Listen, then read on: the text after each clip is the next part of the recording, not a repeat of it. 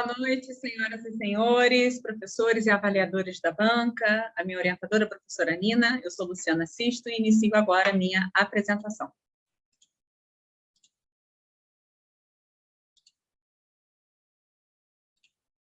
Esta é a apresentação, então, do trabalho de conclusão de curso de pós-graduação Lato Sensu multi-institucional em plantas medicinais e fitoterapia, com o tema Análise preliminar da ocorrência de plantas medicinais e alimentares nos quintais urbanos da região de Jacarepaguá, no Rio de Janeiro. Autor, Luciana de Castro Sisto.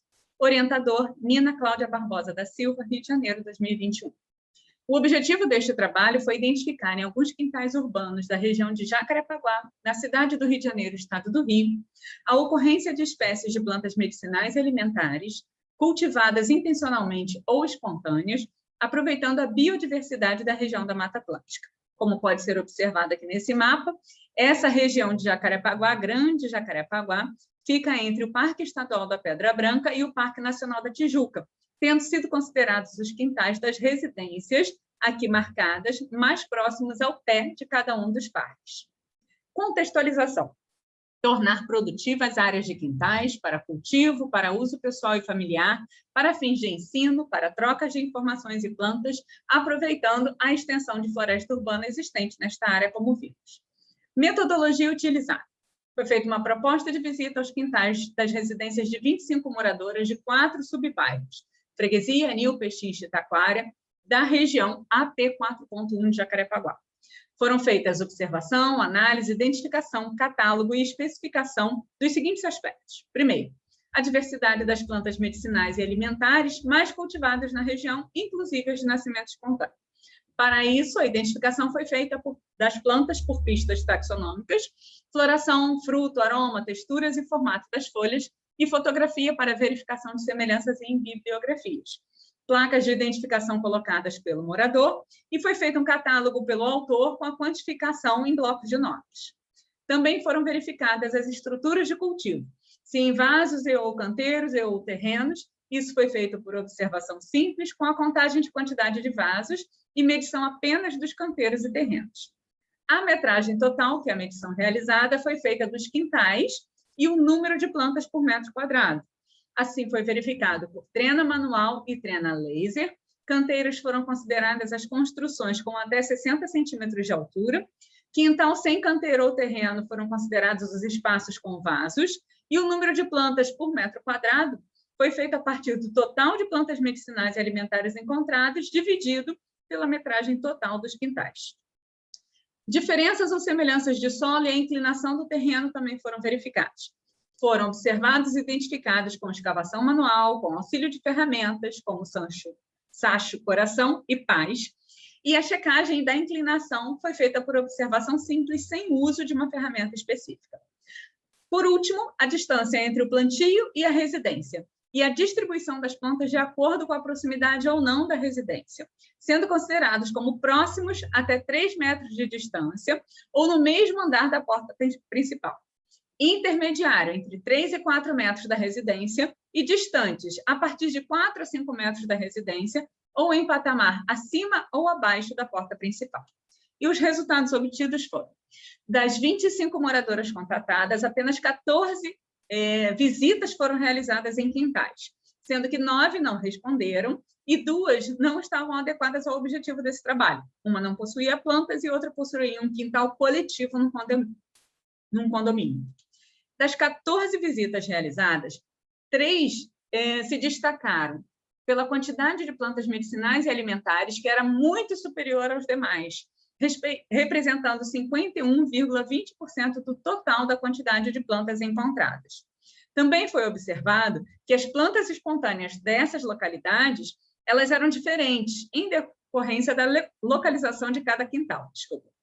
Na primeira foto, a gente pode observar a fachada da residência do quintal Taquara. Ele fica mais próximo do Parque Estadual da Pedra Branca. Na segunda foto, nós temos a fachada da residência do quintal Anil, mas numa região mais central da Serra, né, do Parque Estadual Nacional da Tijuca, do Parque Nacional da Tijuca. E na última foto, nós temos uma vista aérea do quintal Freguesia, que ele está mais próximo do pé da serra do Parque Nacional da Tijuca, mas bem no finalzinho dela, inclusive com uma construção de uma via expressa, que é a linha amarela, passando pelo quintal. Aqui nós temos a relação das plantas encontradas. Foram totalizadas 126 plantas de 60 espécies diferentes. Essa planilha, essa tabela, ela está ordenada por ordem alfabética pela nomenclatura popular. Mas aqui nós também temos nome científico, número de quintais em que as plantas foram encontradas e se o local de cultivo era canteiros, terrenos ou vasos. E nós podemos observar que algumas plantas têm uma superioridade em relação às outras encontradas em quintais. Então, o boldo e a acerola foram encontrados em 7 quintais. A babosa e a pitanga, que está no quadro aqui a seguir, aqui embaixo, foram encontradas em 6 quintais. A Ora pronobis foi encontrada em 5 quintais.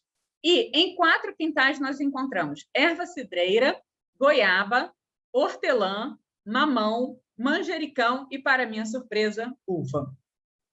Ainda sobre os resultados, nos locais de cultivos das 14 residências, nós tivemos 50% que tinha tudo: terreno, canteiros e vasos, o quintal completo. 4 apenas com canteiro e vasos e 3 somente com vasos. Dessas 14 residências, 8 tinham uma quantidade de plantas medicinais e alimentares nos terrenos e canteiros bem superior às que estavam em vasos. Dessas 8, 55 plantas cultivadas estavam em terrenos e canteiros e 25 plantas em vasos. E das 126 plantas encontradas, 53,17% delas foram observadas em terrenos e canteiros e as demais somente em vasos. Quanto à variação dos tipos e tamanhos de vasos, tinha de tudo. Então, tinha de cerâmica, de plástico, de barro, ornamental, material reaproveitado, como latão, latas comuns, garrafas PETs, e os tamanhos pequenos, médios e grandes.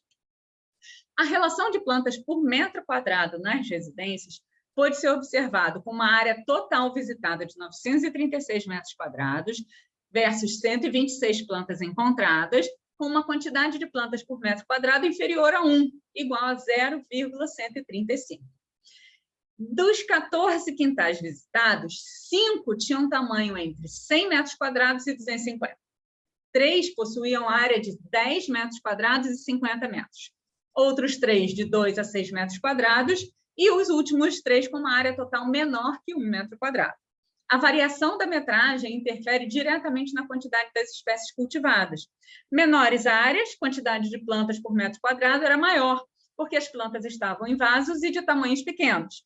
Maiores áreas, tinha grande espaço sem qualquer tipo de cultivo e uma área pequena com muitos vasos pequenos, trazendo um total de planta por metro quadrado com uma relação inferior a 1. Plantas ornamentais também eram cultivadas junto às plantas medicinais e alimentares, mas não foram incluídas nessa contagem. E não havia uma proporção específica do tamanho das plantas versus a estrutura de cultivo. Então, eu encontrei uma pitanga numa lata pequena, erva cidreira sozinha no vaso grande, um chuchu num canteiro com mais de 2 metros quadrados. Ainda sobre os resultados, nas características de solo, em vasos, o solo era escuro, semelhante às características de um substrato de terra adubada e drenado, e nos canteiros e terrenos, a parte superior era igual ao solo dos vasos, mas na parte inferior, cerca de 20 a 30 centímetros da superfície, as características do solo já se alteravam para uma terra de barro mais maciça e pouco drenada. E em 3 residências, restos de entulho num espaço bem próximo ao terreno, e cavando a gente encontrou também no fundo do terreno, era bem aparente, e sendo aparente uma área cimentada nesse local, próximo a esse local. A inclinação do terreno, de 14 residências, de 14 quintais, 10 residências estavam completamente planas.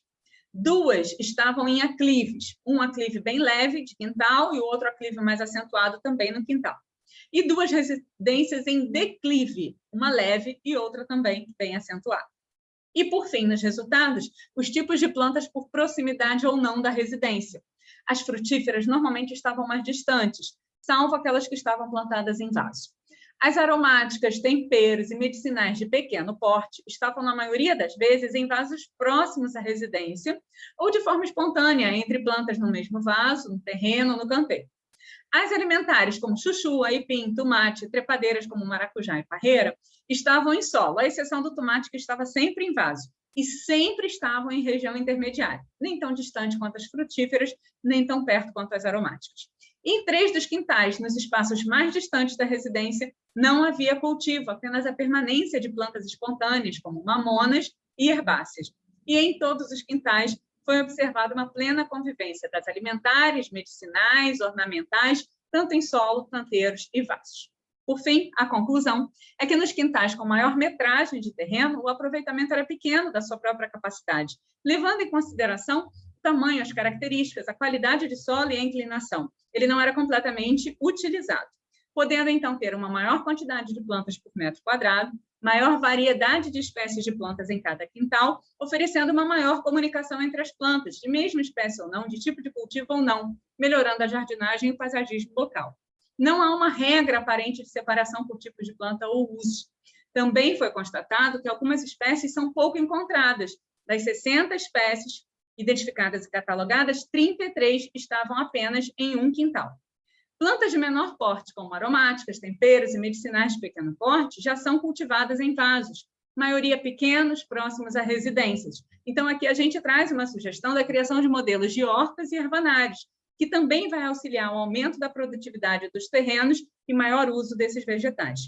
Também oferecemos ações voltadas à educação ambiental, como aulas e oficinas, como solução, trocas de saberes com a criação de feiras e mudas, incentivo ao cultivo de plantas com a troca de espécies cultivadas por essa população. Os meus agradecimentos à professora Suzana e equipe de coordenação pela criação do curso, ao professor Pedro Melilo, que me incentivou ao aproveitamento do meu próprio quintal e a novos horizontes, à minha orientadora Nina Silva, os professores e avaliadores desta banca, encerrando agora a minha apresentação. Muito obrigada.